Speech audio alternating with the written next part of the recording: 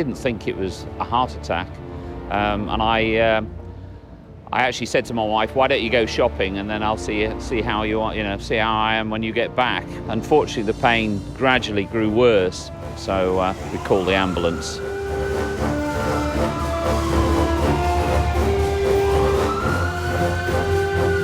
I was playing rugby for a local club. I was knocked out and rather a lot of people fell on top of me. When they all got up, I couldn't get up, and that's the first time I knew something was wrong. All I've got with these pains in my chest and they was really hurting and it was difficult to breathe. What I'm going to do is, because you've got pains in your chest, I'm going to do a quick ECG. When we suspect a patient may be having a heart attack or if they're seriously unwell, we'll encourage the ambulance crews to take a 12-lead ECG. I had to lean forward and they did another ECG on my back, which showed that there was another possibility of a further major heart attack very soon. If we see the changes on the 12-lead ECG, which look like the patient's having a heart attack, and if they have the correct symptoms, so normally we'd be looking for chest pain or chest tightness as well, we would then call our control room through our radio and ask them to pre-alert the hospital to the actual catheter lab to let them know that we're coming. They were originally going to take me to Farnborough Hospital in Kent, but they took me instead to King's because they knew that they could do more things here. And I can remember coming in on the back of the trolley from the ambulance into one of the rooms up there, and I remember Jonathan Hill sort of standing over me, telling me he was going to look after me. The London Ambulance Service are all trained to diagnose heart attacks from an ECG. The heart attack patients go straight in, so within a few minutes they're on the table, we take the pictures.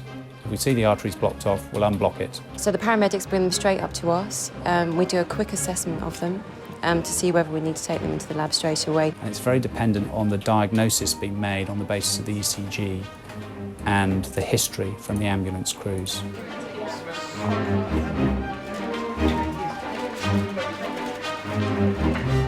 I'm going to have a quick listen to your heart and ask them to sign a consent form for me, sir, and then we're going to get going, OK? We'll take them straight into the lab, and where the doctors and the nurses that are working in the lab will take over and see what they can do to find out what's going on and hopefully open that artery again that's blocked. It all happened so fast. Apparently I was here within 7 minutes, and then next thing I knew I was lying on the table listening to them all talking about me.